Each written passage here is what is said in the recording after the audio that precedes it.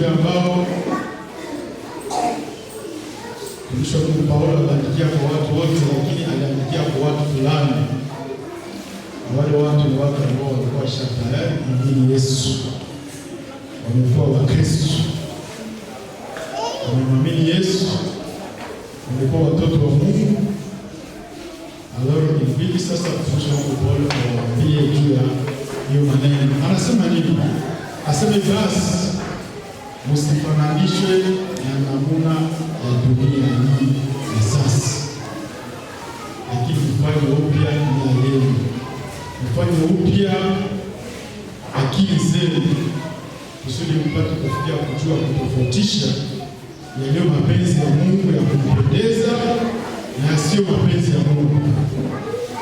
Mfanye upya nia zenu, akili yenu itengenezwe upya, kusudi mjue kutofautisha yaliyo mapenzi ya Mungu ya kumpendeza na ile ambayo sio mapenzi ya Mungu.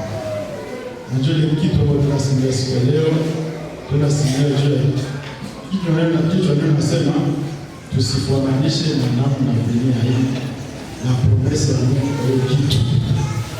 Kwa asifiwe.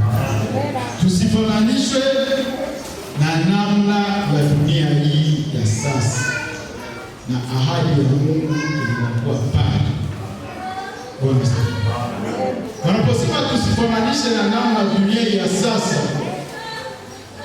inamaanisha ni hali ya kukataza si wa Kristo, kukataza kufanana na hali ambayo dunia sasa iko na presente, iko naonesha, iko na leta hii dunia ambayo tuko nayo, dunia ya sasa. Bwana asifiwe. Le siècle présent, ndio anatuambia siècle présent, hii kizazi ambayo tuko nayo kwa present ya leo. Maana kulikuwa ya jana na kuko ya leo na kuko ya kesho. Kulikuwa dunia ya kwanza, tuko mu dunia ya sasa na kuko dunia ambayo itakuja baadaye. Dunia ya kwanza ilishapita, ilikuwa na marealite yake, na leo tuko dunia ya pili. Ndio maana tusifuatishe ile dunia ya sasa na kuko dunia ambayo itakuja baadaye. Bwana asifiwe. Sasa hii dunia ya sasa iko na hali yake ya kuishi. Tumesema wanapotuambia tusifananishe, ni kusema ni hali ya kukataza kuishi sawa vile dunia ya sasa iko naishi, kusema sawa vile dunia ya sasa inasema, kutembea sawa vile dunia ya sasa inatembea. Sio wanatuambia vile Biblia inatuita kama tuko wa Kristo. Sababu tuko wa Kristo, Biblia inatuambia kama hatuko tena watu wa hii dunia. Wakati tunamwamini Yesu Kristo, identity yetu ilibadilika. Na sisi tulikuwa watu wa dunia kabla tujamwamini Yesu. Tulipomwamini Yesu Kristo, Mungu akatuhamisha. Leo tena Mungu akatuhamisha kutoka mwe dunia, akatupeleka ufalme wa mwana wake. Maana tukazaliwa katika ufalme wa mbinguni. Na njoo bali jina zetu zinalikuwa pale kwenye kitabu kitakatifu cha mbinguni. Lakini tunaishi kwa dunia, hatuko wenyeji wa hii dunia. Sema amen. Sisi tuko deja wa Kristo kwetu, jina yetu, makao yetu iko nafasi ambayo Mungu tayari ametutia pale. Mimi tunaishi mwa dunia. Tunasema dunia ambayo tunaishi leo ni dunia ngapi? Dunia ya pili. Dunia ya kwanza ilipita. Kaingia Mungu aliumba Adamu na Eva wakati wa Noa. Mungu akamgamiza dunia mpaka ikaishi. Bwana asifiwe. Dunia ya kwanza yote kaisha depuis Mungu anaumba Adamu, si wakati wa Noa aliangamiza dunia yote. Ilisha ni juu ya nini? Kuna vitu fulani ambavyo dunia wakati ilionyesha. Na vikasababisha Mungu kuangamiza ile dunia. Vikasababisha hasira Mungu kupanda juu ya ile dunia kwa wakati. Na Mungu akangamiza dunia yote bila huruma. Hakujali na ile ambayo dunia ilikuwa imefikia. Matendo ya ile dunia ile wa kwanza ilikuwa akatengeneza Mungu ya ajabu. Bwana asifiwe. Mungu akayaangamiza kama unavyojua. Ukaweka watu 8 tu ndio wakaanza dunia ya pili. Dunia ya pili ilianza chini leo. Tuko tunaishi mdeze monde. Na iteze monde inaafisha vitu mingi. Inatuletea vitu mingi. Benye inaweza kusababisha tena Mungu aniangamizi. Bwana asifiwe. Sasa benye Mungu asatuokoa anaanza kutonya mbele wakati. Dunia kwanza yote watu wote bali adapte muriekele dunia kwanza. Dunia kwanza. Isipokuwa tu mtu mmoja ndoa tu peke. Jua kupenda kuiga hali ya dunia ya kwanza. Amen. Na ile kitu ile disiplina akitia mjamaa yake kwa watoto yake, kwa bibi yake na watoto yake. Watoto yake na kujikomporte sawa tu ile dunia ya kwanza. Akabatia kabisa desturi discipline. Na pale watoto wake wakasikia baba, bibi akasikia baba. Bwana asifiwe. Na sasa Mungu aliangamiza dunia ya kwanza kwa akaponyoka, kwani habakujikonforme, abakuiga, abakujiadapte, abakuishi kama ile dunia ya kwanza ilikuwa inaishi. Amen. Na dunia ya pili kuna kurire na riski ambayo dunia ya kwanza ilipitia. Na tuna vile realite. Sasa na sisi kama vile Mungu ametujali na tupenda. Yesu akatufia msalabani. Akatuokoa. Bwana asifiwe. Akatufanya tena tunakuwa watoto wake. Hatuko tena watu wa dunia. Sasa sinaanza kutoa visebe na wakati. Tusifanane na namna ya dunia. Tusifanane. Kwa kusema ni kutafuta kuishi sio jinsi dunia inaishi. Kusema jinsi dunia inasema. Kutembea jinsi dunia inatembea. Kama wale wa kwanza Mungu aliwaangalia tu walijikonforme na ile hali ambayo dunia kwanza ilipresente. Na sisi pia tusipofanya angalisho kuna kimilele hali moja. Isipokuwa Noa na jamaa yake walipata ile neema, Mungu akawaokoa, akabatosha mbele vile wakaanza dunia ya pili. Hii dunia ya pili nao waliwaambia itapita, itaishi. Bila tuna Mungu ya kwanza Mungu aliangamiza kwa maji. Maji makubwa na gharika ya ajabu. Hii ya pili imetayarishwa ni moto. Moto ndio itaangamiza dunia, itaharibu kabisa dunia. Na badala pale kuna dunia ya tatu. Ndio dunia ambayo si Mungu anatupromete. Sisi ndio tunatokea tusifuane na dunia hii. Ile dunia ya tatu ndio yetu. Kwenye amani itakuwa. Vita itakuwa. Maisha itakuwa ni milele. Na ni mfalme wa Yesu Kristo atatawala kwa dunia. Ile dunia ambayo inakuja. Sema amen. Kwa nini watoto tusifanane na dunia ya sasa? Kwa sababu gani? Sababu ya kwanza nasema nini? Kitabu cha Wakorintho wa pili sura 4 mstari wa 4 na 1 Jean 5:19 tunatumia ni pourquoi. Kwa nini Mungu atukataza tufanye dunia ya sasa? Bwana asifiwe. Mungu anafanya nini? Anatukataza. Hatubembeleze na tuko kondisha, anatushutisha.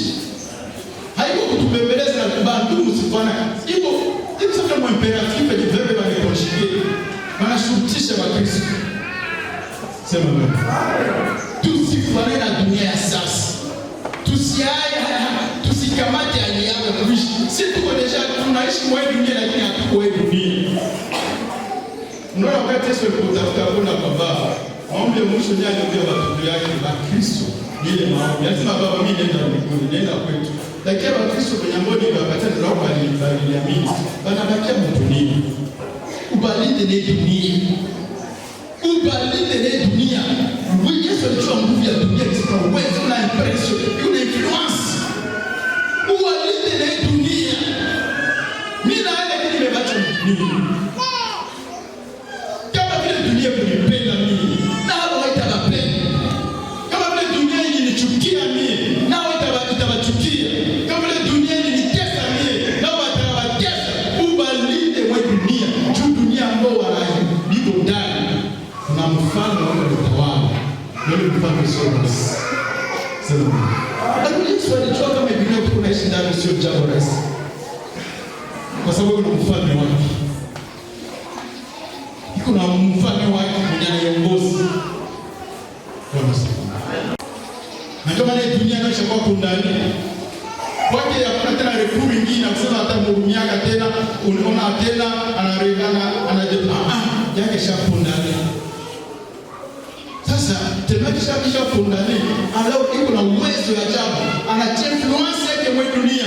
Anatia vitu ya kaza. Chuba watu ya Mungu waingie mwe influence. Kwa sababu wapate kwa kamia na dunia. Biblia inatuambia hii dunia sasa itapita na mambo yake yote itapita.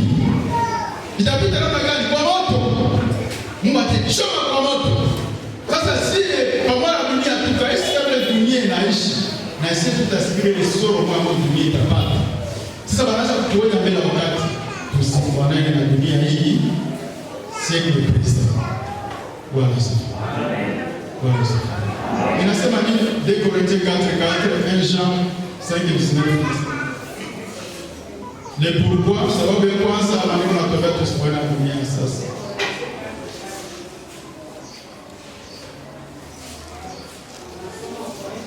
Bwana alikuwa anataka mchua.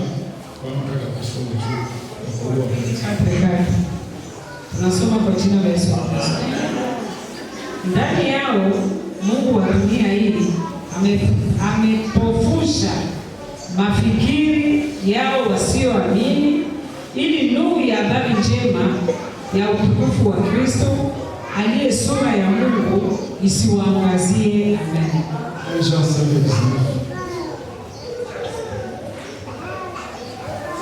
Roho nasema amen. Sasa mama unaweza kusoma. Bwana asifiwe. Amen. Kwa hiyo tunachikazi ya kitii. Juu ya kanisa ya Kristo. Kanisa tunataka kusema amen na haleluya Bwana asifiwe. Hatukai kufunga vini. Tunataka kuadorea Mungu.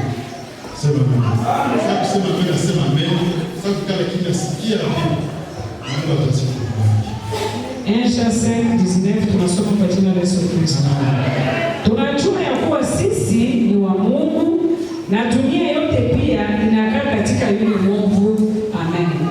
Dunia barisha magari pale wa Korinto wa pili 4:4 nasema Mungu wa dunia hii. Mungu wa dunia hii. Mungu wa dunia hii. Hii dunia tunaishi sasa iko na Mungu wake. Mwenye anaiongoza, mwenye anaitawala ndio shetani. Ndio shetani Mungu wa dunia. Kama wanatuambia tusifanye dunia maana iko na mfalme wake. Mwenye anaitawala. Pale kwa Korinto Jean anasema nini? Tunajua basi tuko wa Mungu. Lakini dunia nzima iko chini ya uwezo wa shetani. Iko chini ya puissance ya domination ya shetani. Dunia nzima si ni wa Mungu tumeamini Yesu. Lakini monde iko sous autorité na puissance ya shetani. Hii dunia ambayo tunaishi. Jambo tuna vitu vyote vinatokea dunia. Viko inspiré na ibilisi kwa kuseduire watoto ya Mungu. Shetani tellement na contrôler dunia ana uwezo, anasema iko domination sous influence, anaweza inspire ba president balete masheria ambayo itamiza watu njia ya zambi kusudi wamkose Mungu. Anaweza inspire ba musicien balete ma muziki ambayo itapoteza watu. Anaweza inspire ba modeliste balete ma modele ya kuvaa ambayo itachafua Wakristo. Wanaposema tunasema influence. Kama vile Mungu anataka anapaka influence, anapatiaka Wakristo ma inspiration ya matendo, ya mavision. Vile Ibilisi anainspira kama watu wake, kuleta vitu ambavyo vitatosha watu volonté ya Mungu. Sema amen. Bila kuambia si tuko Mungu, lakini dunia yote iko chini ya mamlaka ya shetani. Iwe kiongozi, shetani anatumikisha. Wanaweza ingia mabunge, maasamble, wanadopte masheria moja ambayo ingawaje inaweza kusema wanalegalize mume na mume, wanaoana mume na mke, ni influence ibilisi. Bwana asifiwe. Tunasema kwa nini Mungu anatukataza tusifanane na dunia sasa? Kwa sababu gani? Kwa sababu dunia mzima iko chini ya mamlaka nani? Ya shetani. Na shetani pekee ndio Mungu wa dunia. Anatawala dunia. Iko na pofusha akili ya watu mingi. Iko na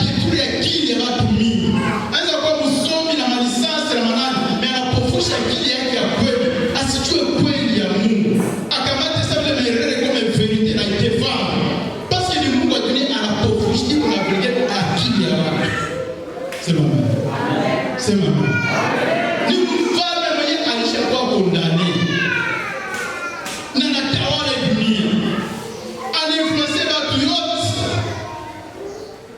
lakini isipokuwa tu wale wa frequency. Sasa sisi tunasema tunaamini, maana kwa tu si fulani na dunia. Basi vyote vinakuja vya mingi ni vya kutosha wa Kristo ukweli ya maneno. Bwana asifiwe. Galatia, tusome kwa Zaburi de Garance, kisha tunasoma Galatia 1:4. Sababu ya pili, ya sababu kwanza tunasema kwa nini banatuambia tusifanane na namna dunia iko. Sababu gani? Dunia mzima iko chini ya mamlaka ya Ibilisi. Chini ya mamlaka pote. Yote katika dunia unaona vita na kuya, maisha demoniaque fanyana watu wapigane, watu wauane, watu wachukiane, watu wakwe. Tout ça, ni vitu na influence. Sasa sisi tukenda mole ritu na sifa ya Kristo. Ni mtego. Sema amen. Dunia iko chini ya mamlaka ya Ibilisi.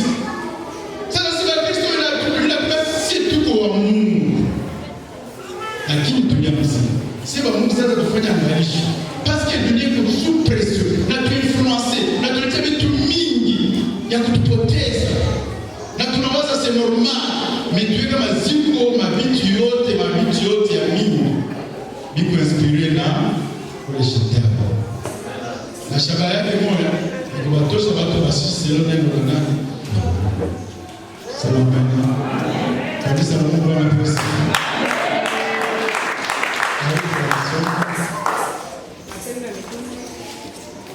De 40. Je suis dans la Galate 1:4.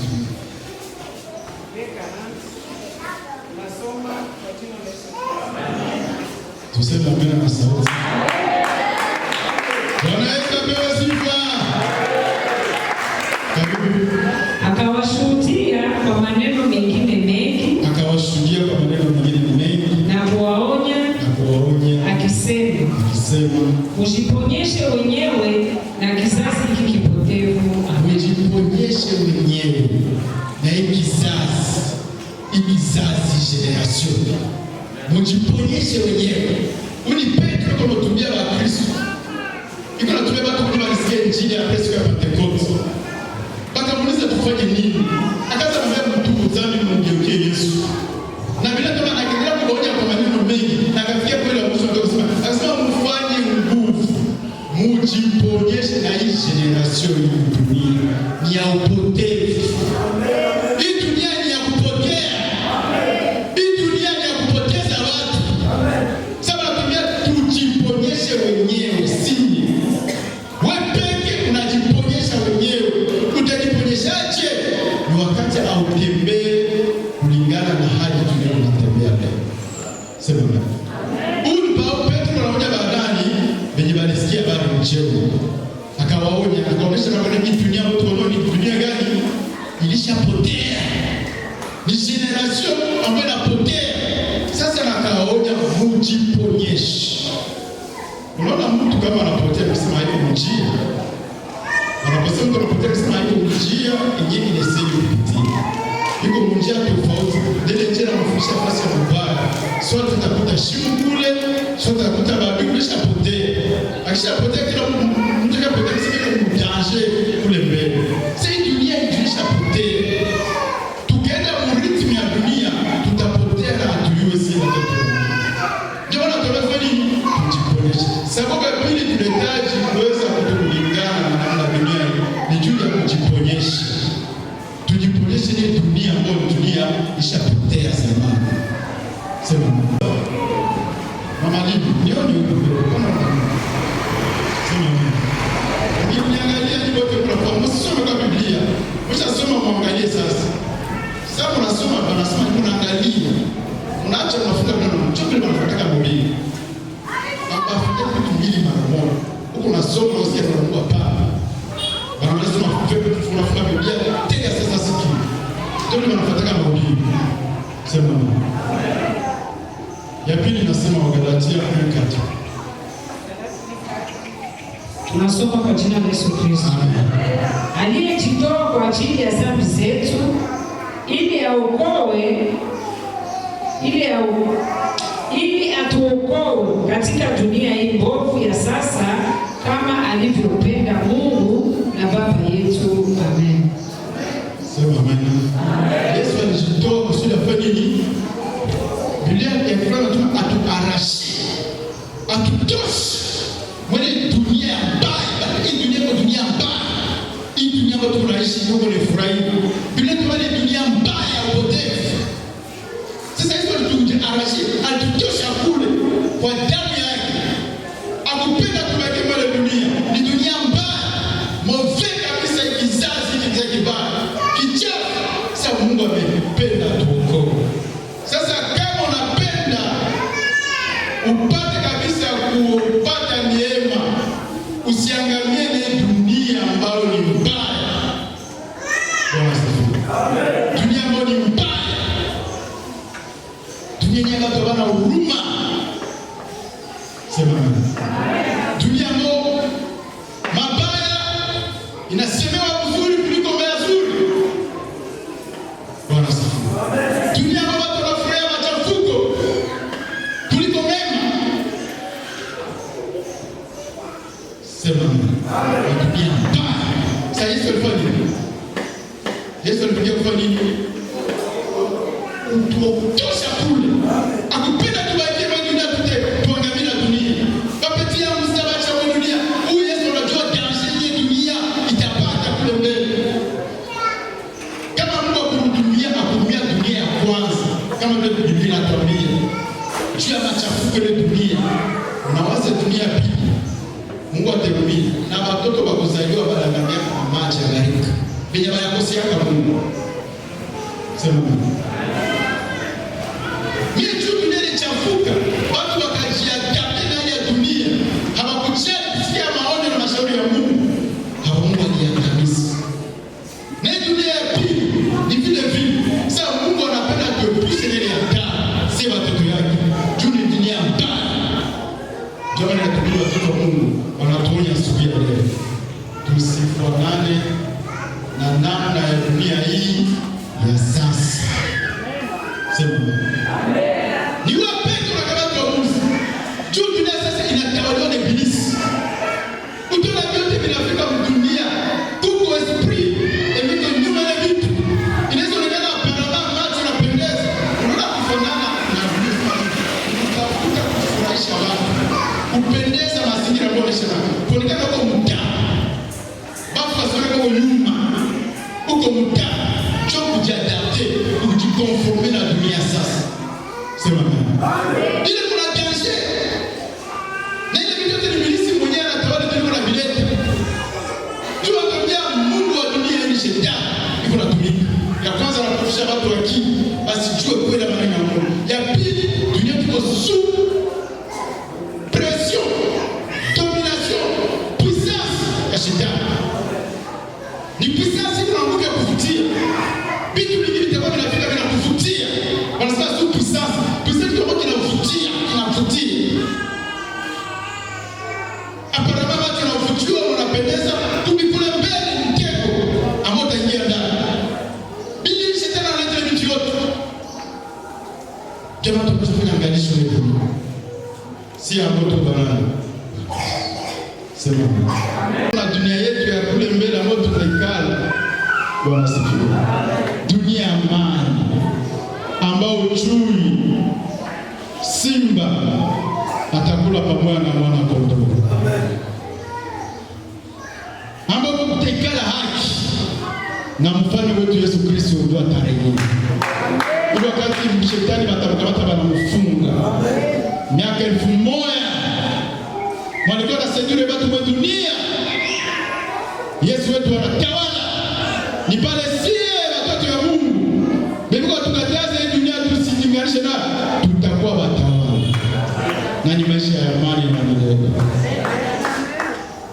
Vitu hapo macho yawahi kuona. Amen. Masikio yawahi kusikia. Kipindi ya pili, karakteristiki fulani ambazo tunasisitiza ndani ya dunia ya pili na karakteristiki. Pointi ya kwanza tunaanza kusema juu ya pourquoi wanatuambia tusilinganishwe na dunia. Ya pili karakteristiki hali yenye dunia sasa inapresenti hapo, si tuzishi kwa zile hali. Amen. Hali yenye dunia inapresenti karakteristiki. Sisi mabisi si tusiki ile hali. Tusishi mwa ile mahali. Ndio maana karakteristiki hii dunia kwa haya. Sasa wanataka kama iko vile si tusijikonforme na ile dunia. Sema Mungu. Si bana. Si ambao tumesha kuondolewa na Yesu, ambao tunaishi mu dunia na dunia iko yetu. Sema amen. Sema amen. Dunia iko yetu. Yesu alituacha mu dunia akasema hii dunia mimi nimemaliza, nimeacha mu dunia. Dunia itawachukia. Batapata mateso mingi kwa dunia. Baba walinde na dunia. Walinde dunia. Dunia ni mtego. Yesu alienda kwa dunia ni mtego kwa Kristo. Kama ile maombi ya Yukuani aliombea wa Kristo mbele apande kwa Baba. Si kwa bure. Alivyobilisi sio mzaa. Sasa tukajilese sio influence yake. Juu vitu ya shetani apparemment vinavutia. Vitu ya shetani vinavutia, vinapendeza macho. Na watu wanasema vraiment tu en tout cas oui unavala bien, uko bien. Mais shimu iko kule.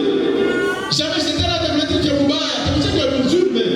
Mais mkego kwa kabana. Na wewe shetani avec influence yake ya maana dominer monde. Iko naleta biko parama, vinaonekana kuvutia macho. Lakini vinatupeleka mwatari. Sasa tusifanane na dunia sasa. Sema amen. Ni mtego. Tusome kitabu cha Luke 17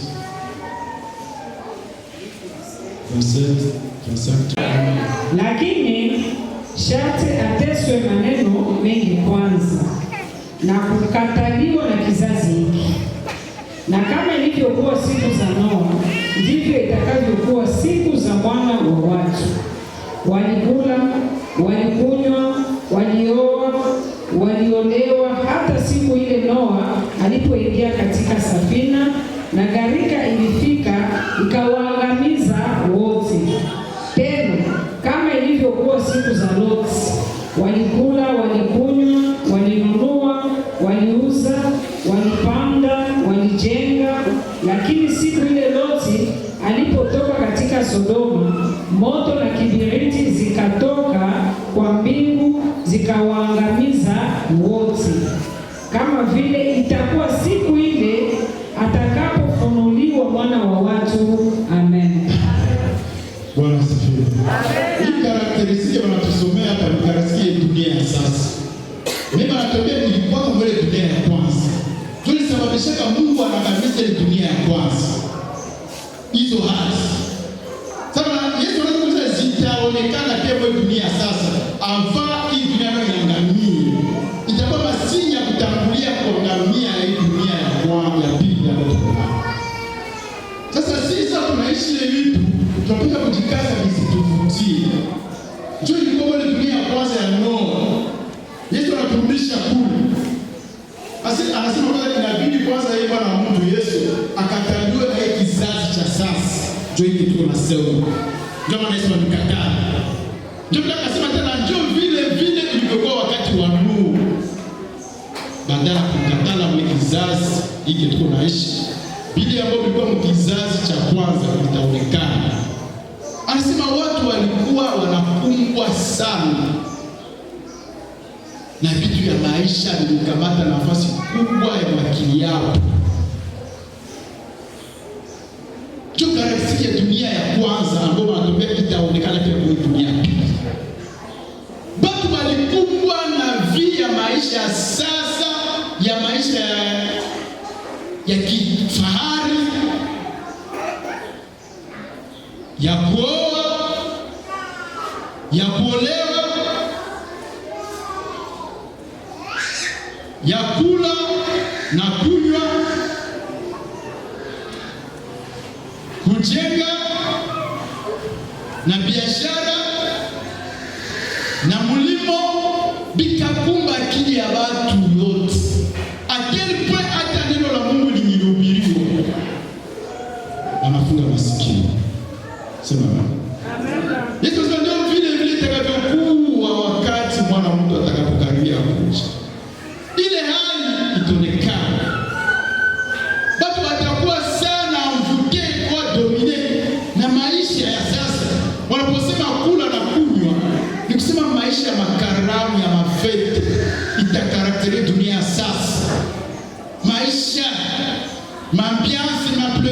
loisir.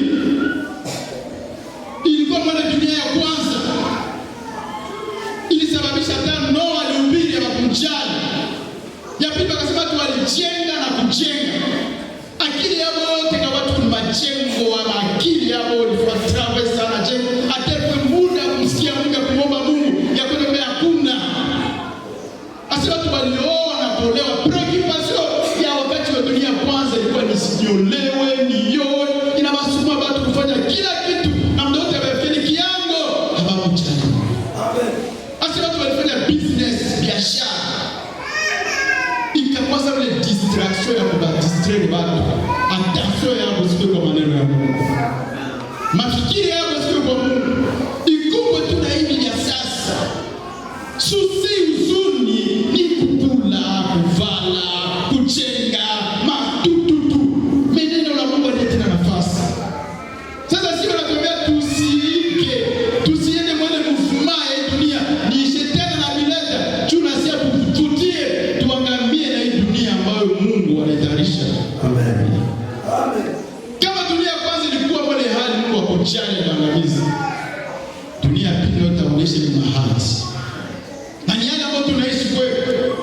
Sema Mungu.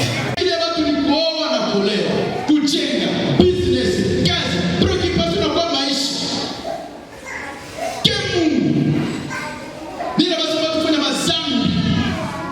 Na watu kufanya mabetizi. Wakati wa Nuhu tena wanatuambia wakati wa Nuhu na wa Sodoma ndio vile ilikuwa. Uasherati ikakuwa zambi ambayo ilikuwa kabisa bila hata woga na aibu. Uasherati, uzinzi ni yale ambayo dunia kunafishia leo wakati wa Nuhu.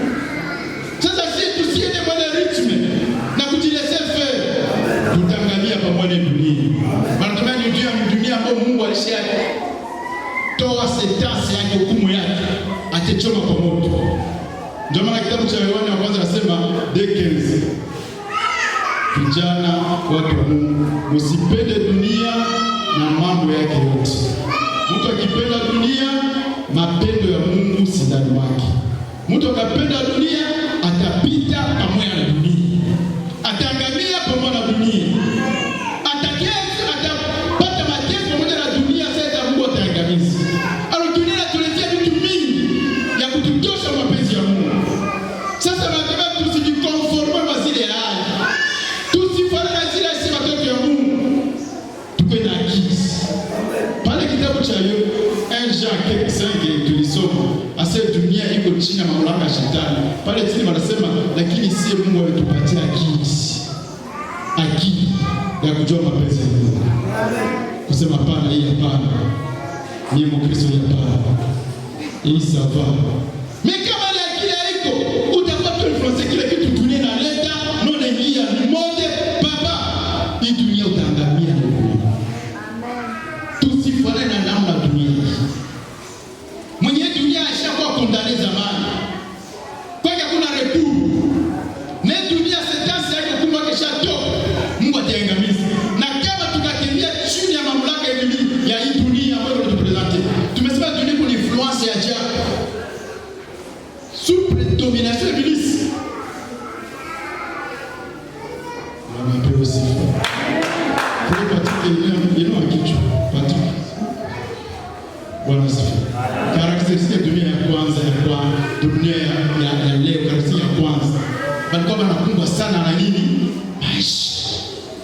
Ikabasababisha nini? Mungu. Ateko bakakuwa bazito bagumu kusikia maneno ya Mungu. Muda kuomba Mungu hakuna.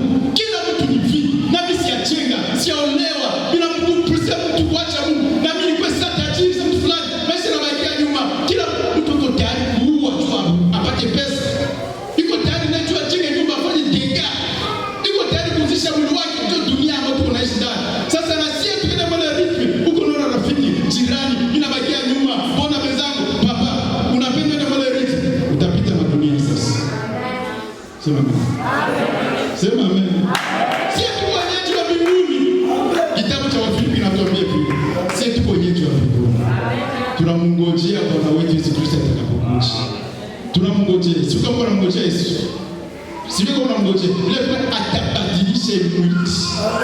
Mwili wetu ya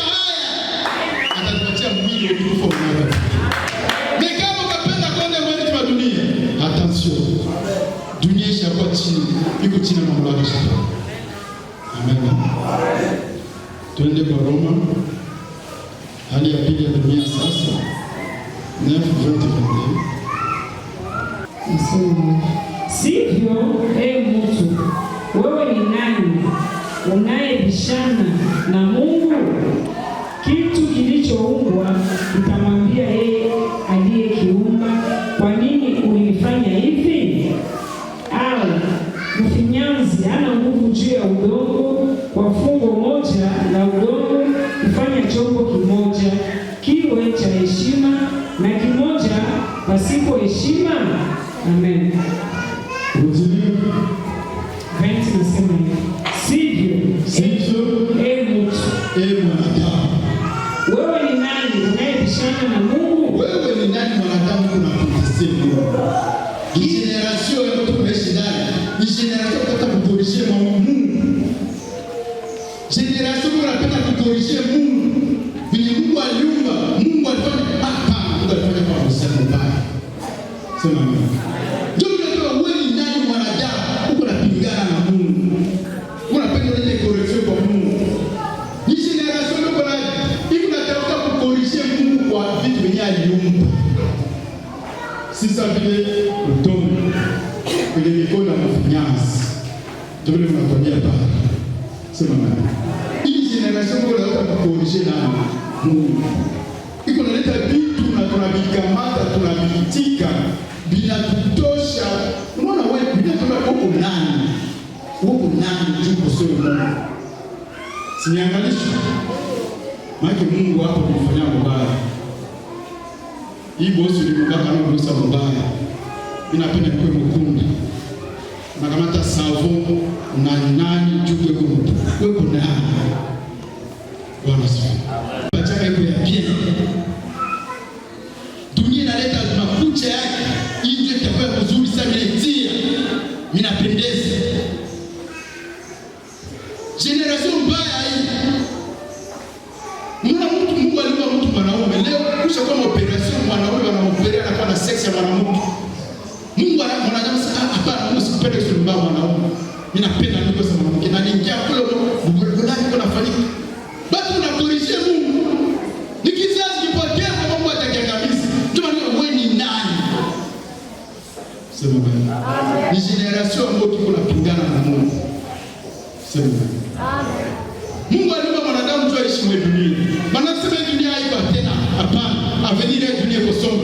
Bado tunatafuta makao mengine ku planete Terre, planete Mars, Lune, baada kutafuta kule ndio tutaishi. Unaona folia mwanadamu iko napeleka kumangamizo. Inaonekana sio ni akili na ujuzi, lakini inapeleka hii dunia mshida. Sema amen. Mungu alikuumba na kupatia nywele yako. Unasema nywele hapana. Mungu unakamata manywele artificiel. Unaitia mwili wako. Unasema nywele yako mzuri. Ni generation dunia iko nileta. Dunia iko nileta. Sasa hivi Kristo tunasaidia wale wa vitu. Tunapenda tukikonforme na vitu yenyewe iko sous pression shetani. Uko nani uko napingana na Mungu wako. Udongo kumikona mfinyanzi. Amen. Sema amen. Udongo kumikona si tu udongo mikono yake. Kama alitufanya vile tukue hizi tuko. Sema amen. Mungu ashukuru tulifanya hivi. Unapenda kukosoa. Bila kufanya ni generation watu mnyama itike kisi mbali wao. Bana wasa ni mfano na bila kasoro kupendeza barama. Juu ya Kristo vinapendeza ni mwisho ni maangamizo. Ndio vile tunatumia hapa. Malisa. Amen. Sivyo, mtu, wewe ni nani unayebishana na Mungu? Uko nani kuna pingana na Mungu? Wewe mwanadamu. Wewe udongo. Kumikono ya Mungu mfinyanzi. Potie. Amen. Ni kizazi ambacho tunaona gani tunasema ingetu kutambulisha kizazi gani? Hali ya pili kizazi gani? Hii ya pili characteristic ya pili. Unapenda kukosoa Mungu. Bwana asifiwe. Amen. Na sasa ileta, nasema Kristo tunasaidia mwele vitu. Sasa kama unaona sasa ndio unapendeza. Banakwambia uko nani wewe? Uko nani uko unapingana na Mungu? Unasema Mungu si alikumba ni mjinga. Sema amen. Unaanza ni mjinga. Unawaza tu ndio utapendewa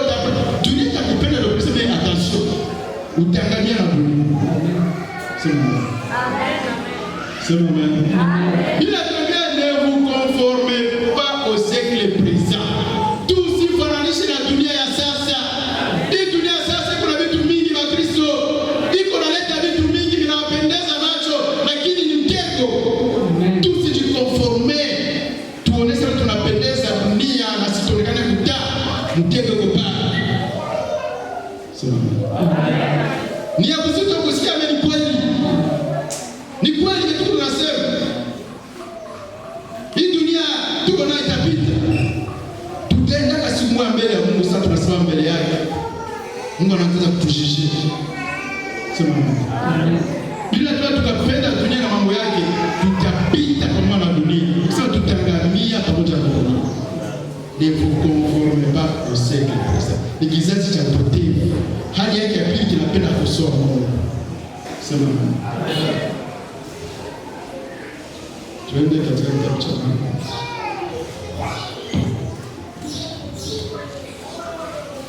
Wakati makutano walipokuwa wakikusanyika kwake, akaanza kusema. Wakati makutano walipokuja wengi kwake, makutano wanamkujia Yesu bamini. Anaona Yesu anafundisha watu mingi na wanamkujia. Akaanza kuwaambia, kizazi hiki ni kizazi kibaya. Asi kizazi generation dunia ni kizazi kibaya, hali nyingine ya tatu ya kizazi. Wanatafuta alama wala hawatapewa alama. Wanatafuta miujiza tu. Ni kizazi ambacho kinakuja kwa Yesu, hawakuja juu ya wokovu mara mingi. Ni kizazi ambacho watu wanakuja kwa Yesu ni juu ya miujiza. Ni kizazi ambacho kibaya, ni kizazi kibaya ambacho kinatafuta tu alama, miujiza. Sasa inakuja kwa Mungu, unaweza unakiacha kumpenda Mungu, sio wokovu, lakini haiko juu ya ile. Ni kizazi kinakuja tu kione miujiza. Ni kuna shida, Mungu anabakuja juu ya usalia. Amen. Ndio ile mtu nayo. Tuna watu wengi watekana wanafuata Mungu tu mashamba de prière, haiko juu ya wokovu. Umejua nini? Ni kizazi kibaya. Hakina akizunguke juu ya sali ya wokovu ya nafsi. Nitakuta tu miujiza. Ndio watu wanakuja kwa Yesu wanasema, "Ndemile tunakusanyika kasema dimanche, tuko 3000." C'est bien. Ni baraka juu ya sali ya nafsi, ni juu ya miujiza. Juu ya miujiza kizazi kibaya. Yesu mwenyewe anaona kama anasema kizazi kibaya.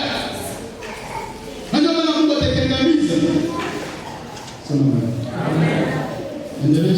Ila alama ya nabii Yona. Asiyetu mnafia juu ya miujiza. Hamtona miujiza nyingine.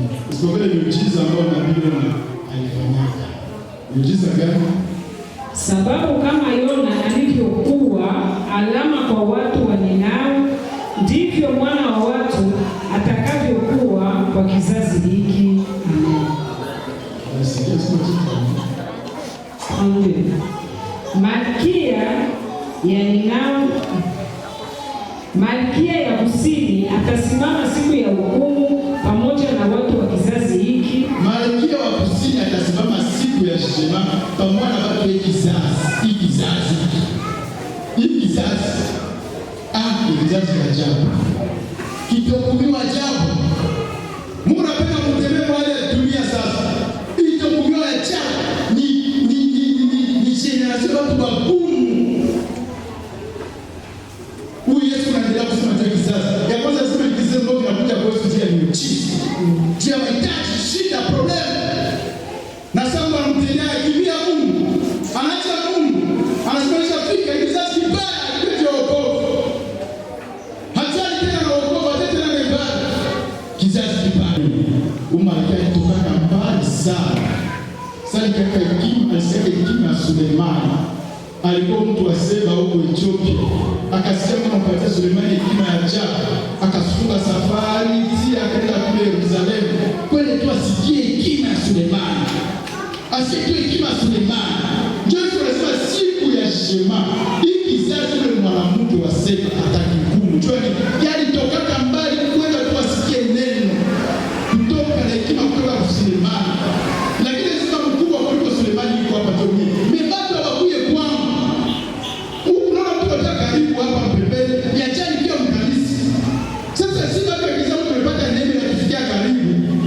Bali wanatoka mbali kutafuta wokovu.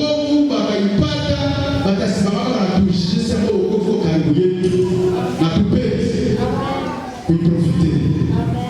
Alitoka kwa Malkia sema akenda wapi? Yerusalemu. Mfuata tu kusikia hekima ya nani? Unaona mtu kama Katindo anasema Katindo ni mbali sauti ya kanisa. Siku ya hukumu na mwanamke atakushishaka wewe uko hapa karibu. Kulipa tu 1000 francs au unatembea miguu. Unasema sisi tena la Mungu. Unatoka kama voyage. Sema amen. Ikijaza mtu anapenda facilite. Akipenda sacrifice ndio kumtafuta Mungu. Na sasa facilite kwa kijana kinanibisha. Utaweza kuwa karibu uko naomba yale kala tulipa. Siku ya hukumu mbali na kutoka mbali. Hii kizazi kinapata neema ya sana. Mungu alikitembelea na yani Yesu yepeke. Amen. Mimi Malkia wasema alitoka mbali. Anatokea siku ya hukumu atafanya atasimama hukumu baraka. Basi hichi ni yaso. Jua nini? Jua nini? Alifungana safari. Utafuta wengine. Sasa nasema mkubwa kuliko Sulemani kwa sio Yesu. Mebato wafunge safari kwa kumtafuta. Bato walifanya gharama kwa kusikia neno la Mungu. Bato wajali yuko preoccuped kizazi vibaya, hakimjali Mungu. Hakimjali Yesu. Sema amen. Hata anakuwa karibu na ajali kufika vibaya. Hajali kutafuta Mungu. Siku ya hukumu atahukumu dunia. Wale walitoka mbali. Kusikia wokovu watasimama kama watukufu. Naye atawahukumu kwa sababu alikuja kutoka mwisho ya dunia. Mwisho ya dunia.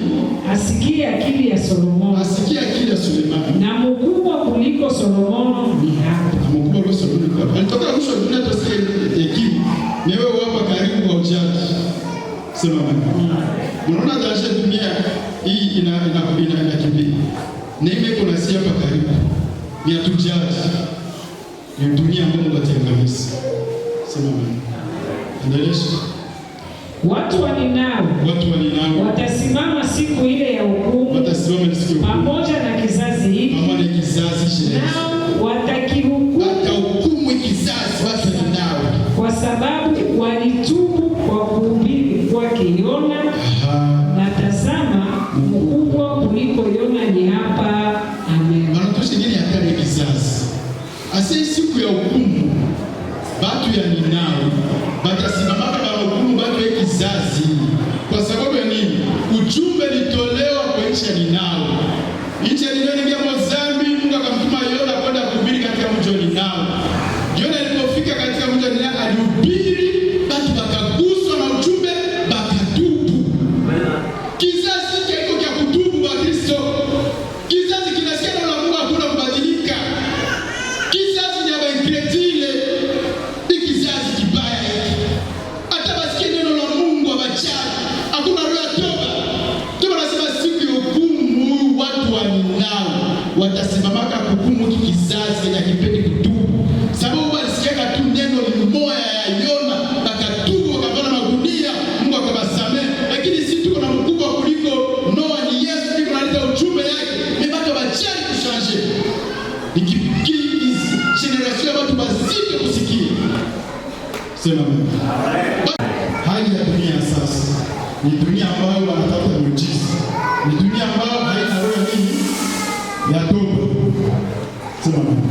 Hata wanasikia leo la Mungu, hata kwa na wao wanaambiwa mtu anabakia tu vile. Ni kizazi kinyopotevu. Kizazi kibaya na ndio wanatuambia. Na Mungu atakuhukumu. Sema amen. Sema amen. Jina la Bwana libarikiwe. Nataka tujiponyeshe na kizazi hiki cha upotevu. Baki tujiponyeshe. Tusiende mbali na dunia. Vitu vile tangamia, tujiponyeshe.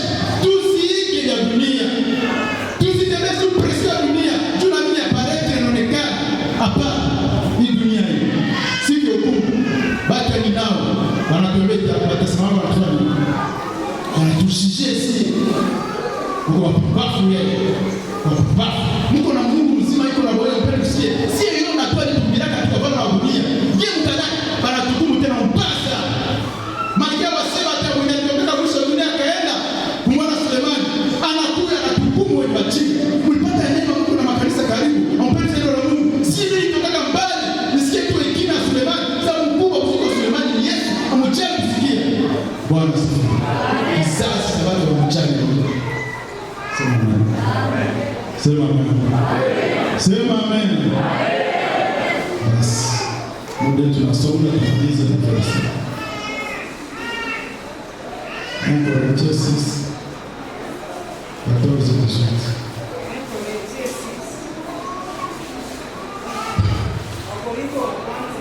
Bwana asifiwe. Usifananishe na mambo ya dunia hii sasa. Na ahadi ile ndio ile. Bwana asifiwe.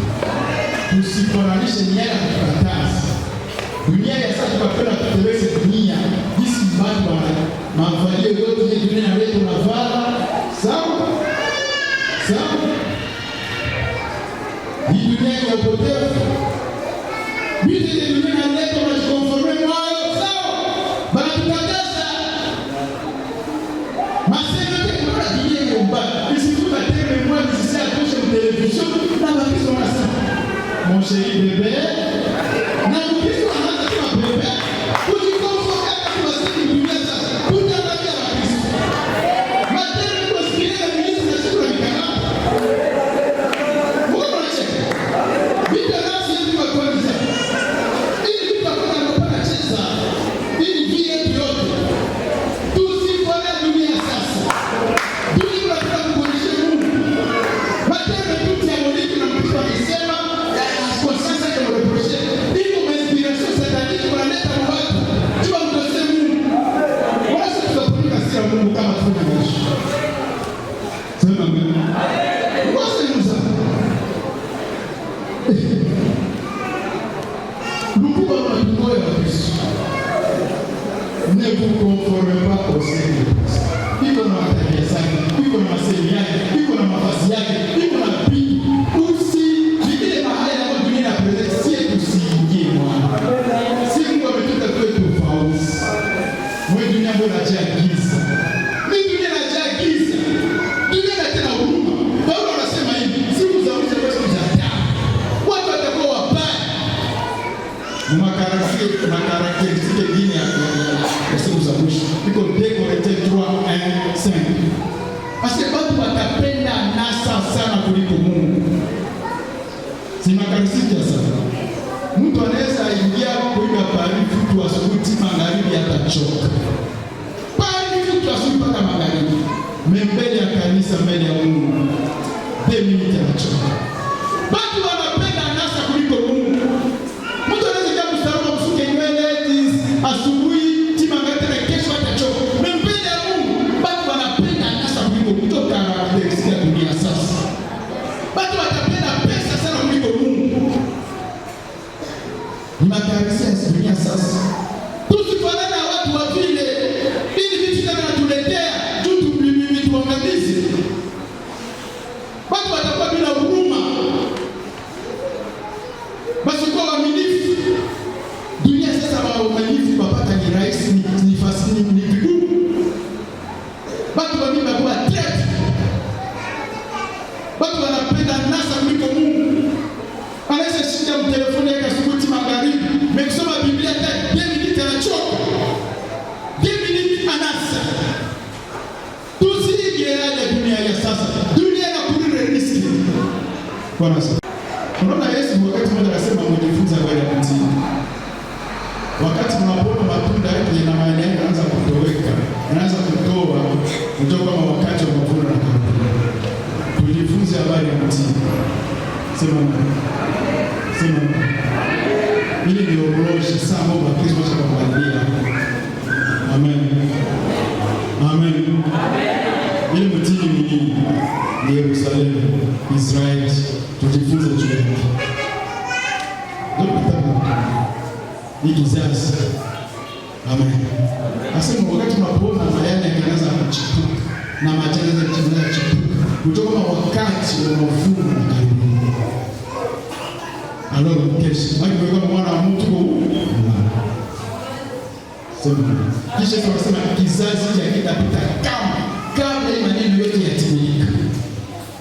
Sema hiki kizazi kitona badalini zote kuja kwa Yesu. Hiki kizazi ndio soma kwa pale pamoja. Mwana. Kisha tunasema attention, hiki kizazi kitapita kama kijaona ni vitu. Hapo tuko tunajua inamaanisha sio kumlango. Bwana asifiwe. Israeli inakuja kutisha. Iko nogopesha. Majani shachipuka kisha kwa puissance ya ajabu. Inamaanisha Yesu kumlaa. Hizi tunatimiza kizazi kunaona madalili yote. Kisha kunawaza hii dunia kabisa ingana muda mrefu. Ni wakati wa kujikosoa. Tunasoma kwa jina la Yesu Kristo. Mujifundishe mfano kwa mtini. Mujifundishe mfano kwa mtini. Ile mtini ndio taifa la Israeli. Tawi lake likigeuka kuwa laini na kuchanua majani. Sana majani yake tawi inaanza kuchipuka na kutosha kabisa majani mazuri. Mnajua wakati wa jua kali ni karibu. Wakati wa jua kali ama mavuno ni karibu. Hivi wakati mnapoona maneno haya yanakuja, wakati mnapoona hivi vitu vinatimilika, mnapoona mfahamu ya kwamba yuko karibu. Mjue kama Yesu yuko karibu na mlango kukuchi. Kweli ninawaambia ninyi, kweli ninawaambia, kizazi hiki hakitapita. Hiki sasa kitapita kama vitu vyote yanatimia. Hiki sasa tunaona yote Yesu alisema. Na sasa tunaona kama Yesu kwa mlango kujipanga. Leo Israeli nchi kubwa imechipuka. Unafanya kule mwendo ria inamaanisha kama nchi ishachipuka. Maana inamaanisha chupa uroji ndio saa ambao kila mtu anaweza kuangalia hapa kwamba dalili hizi tunakuwa matata hizi. Yesu hayuko tena mbali. Ngoja nijipange sawa sawa. Njoo uroji Mungu alitokea kwa Galilia kutoka tu wakati gani? Sema amen. Unaona vitu vinaripuka tena hapa jana mu Israeli, Amerika na Iran. Bwana sifa. Unasikia Israeli unafanya nini? Hatuna yote ishara namna gani? Kule vitu vinachamka. Bakristo kuna reve unapenda tu na tu. Vitu vinachamka kule ndio kwenye kati ya dunia yapiteka kule. Sasa dunia kwa kupresente vitu mingi ya kututosha mapenzi ya Mungu. Na sisi tuna ritme. Una attention. Sasa Mungu atangamize dunia, atachoma kwa moto. Hawatangamia ni dunia. Ni Mungu anaweza kuwaongeza ile wakati. Sema amen. Sema amen. Tumalize ile promesa. Ndio Diego Rejesis Atos 18. Twende haraka.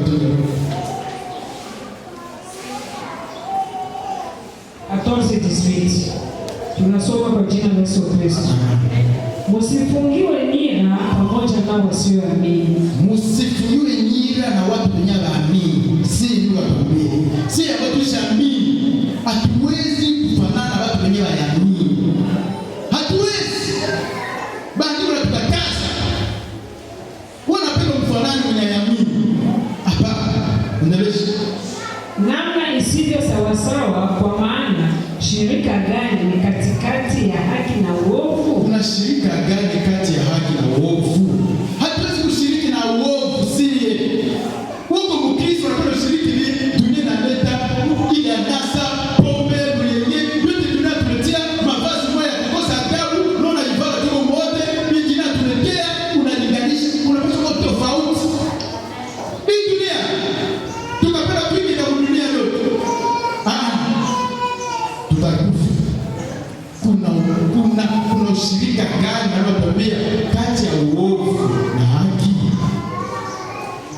Sema amen. Kati ya Mkristo na mpagani hakuna ushirika. Endelea. Au patano gani ni katikati ya nuru na giza? Kuna mapatano gani kati ya nuru na giza? Wakristo. Giza ndio tuletea vitu yote ni mnafuresha dunia ni giza. Kuna patano gani sisi tupatane tuishi sawa ya tu? Ase hekalu la Mungu lina mapatano gani pamoja na nini? Hekalu la Mungu ni nani? Ndio sisi wa Kristo, ndio temple ya Mungu. Maana Yesu onekana ndani yetu. Tumpigie Yesu makofi. Yesu anataka mwepo. Akataka kushiriki, atakuwa na ushirika na shetani.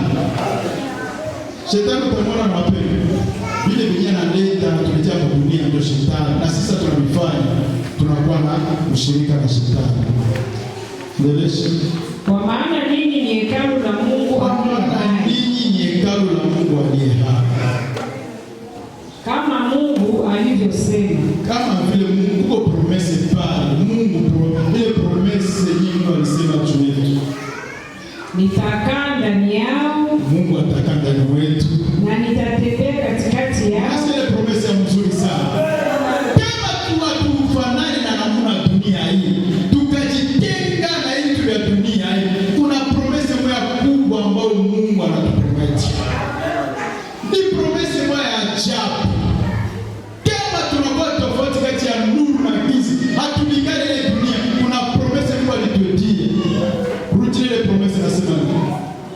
nitakaa ndani yao. Mungu atakaa ndani wetu. Na nitatembea katikati. Mungu atatembea katikati yetu. Nami nitakuwa Mungu wao. Nami nitakuwa Mungu wao. Nao watakuwa watu wangu. Nao watakuwa watu wangu. Sababu ya hito. Sababu ya neno hili. Tokeni katikati. Tokeni katikati ya vile vitu vyenye tuletea. Mukatengwa nao. Wala msiguse. Wala msiguse kitu kisicho safi. Nami nitawapokea ninyi. Juu ya hii promese ile Mungu anatuambia, hakuna promese kubwa kwa Kristo. Sasa vile Mungu kwa katikati yetu. Kutembea nasi. Mfalme sasa iko katikati yetu. Iko solution ya promese zetu zote. Yesu katika katikati yetu anakuwa baraka kwetu. Anakuwa ponyaji wetu. Anakuwa jiwe metaji yetu. Ndio maana tunataka kwa sababu ya promese tutoke katikati ya hii vitu tuletea. Mungu ekali katikati ya kanisa lake. Tukue watoto yake na sie akwe Mungu wetu. Tumwite baba etike, Bwana niko hapa. Baba niko natenda pesa, anakujibu. Baba niko mgonjwa jiponi. Haini sile komisi tutoke kwenye kuneno tuletea. Kuna ahadi kubwa pale. Sema Mungu. Mungu atakuwa katikati yetu. Ndio sababu shaka Mungu anaambia Waisraeli wajenge hekalu. Mungu ekali katikati ya Waisraeli. Na sasa walikuwa wakati wa Israeli, vita yote Waisraeli wanapata, alikuwa anapata, ni Mungu alikuwa anapigana vita. Mungu akakaa katikati yetu, asiaiko sisi tunapigana vita. Yeye anatupigania vita. Anaweka kama tuna mahitaji, atatupatia mahitaji. Ataweka kama tunasumbuka, ataleta solution. Haini sele condition, tutoke. Bila kama wala msiguse vitu vichafu. Kuko vitu tuseni kugusa si wa Kristo. Dunia inaleta ya uchafu. Kuko fasa tuseni kuingia si. Kisha Mungu atakuwa Mungu wetu. Na sisi tutakuwa Bwana tubariki. Bwana tubariki. Tunaomba Mungu mtakatifu. Dunia tunachia na mamlaka shetani. Tunaletea vitu vya kuvutia. Na wanadamu tunakuwa sisi wa Kristo. Hii dunia itaangamia. Tujipatie usisile courage ya kutakana kwa dunia. Ima karakteristiki yote ambayo tumesomewa ni ya nini? Lakini kidogo tumesoma. Mungu nisaidie. Nisaidie chini ya presio ya dunia. Kweli tunaleta presio ya ajabu. Omba Mungu. Omba Mungu.